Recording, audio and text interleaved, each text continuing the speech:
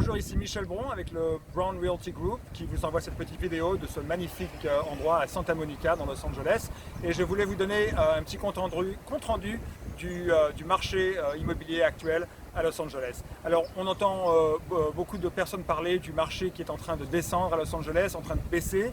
Est-ce que c'est vrai? Qu'est-ce que ça veut dire?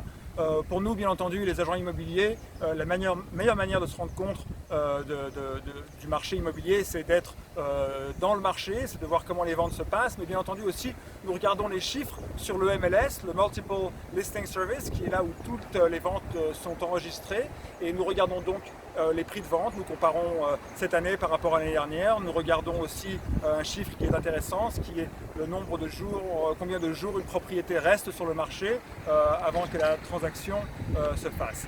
Et donc pour cela, nous avons choisi 3 quartiers dans Los Angeles, puisque Los Angeles est tellement grand, 3 quartiers qui sont assez représentatifs. Nous avons pris Santa Monica sur la West Side, nous avons pris Miracle Mile Beverly Center qui est au centre de Los Angeles, et puis nous avons pris le quartier de Encino dans la vallée qui est aussi au centre de la vallée. Et pour ça, nous avons comparé des maisons de 3 chambres et des condominiums, appartements, condominiums de 2 chambres qui sont donc le type de propriété assez courant qui sont achetés et vendus dans Los Angeles. Donc pour commencer, nous avons regardé des maisons de 3 chambres, 3-bedroom house, et nous avons commencé par le quartier donc, de Beverly Center, Miracle Mile.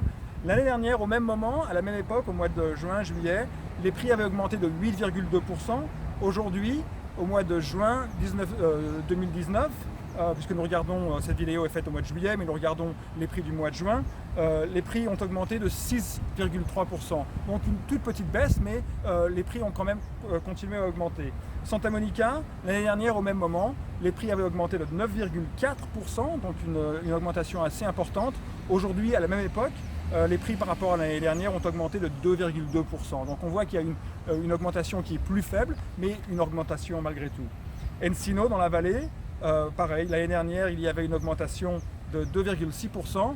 Et là, par contre, il y a une énorme augmentation de 7%. Donc, ce qui se passe en fait, c'est que la vallée étant moins chère, beaucoup de gens vont acheter dans la vallée parce qu'ils ont des prix plus intéressants et donc ça fait que les prix augmentent dans la vallée d'une manière générale. Maintenant, il y a des quartiers dans la vallée tels que Studio City par exemple, où les prix sont quand même très très chers et à peu près aussi élevés que des prix dans la ville de Los Angeles.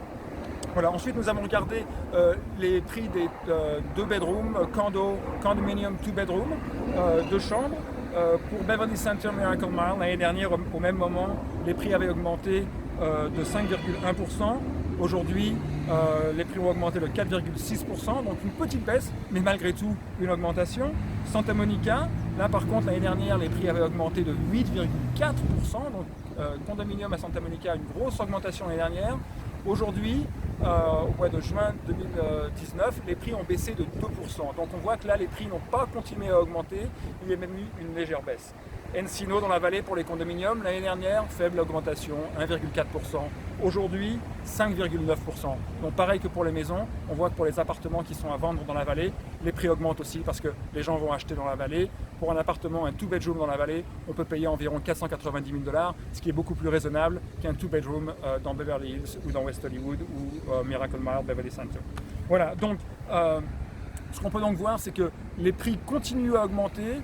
Les prix n'ont pas baissé d'une manière générale, à part une toute petite baisse à Santa Monica, mais les prix sont quand même très très élevés pour vous dire. À Santa Monica, un 2-bedroom condominium, maybe 2-bedroom and a den, sont à environ 1,3 million $, donc c'est quand même des prix qui sont très très élevés.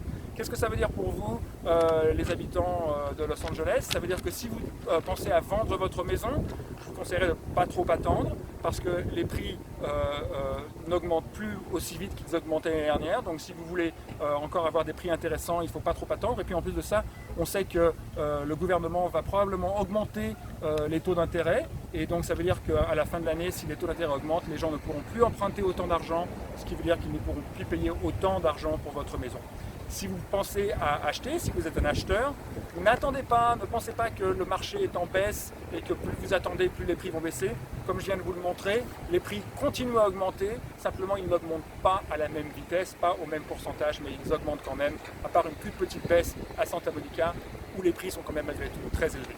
Voilà, j'espère que je ne vous ai pas trop perdu avec tous les chiffres.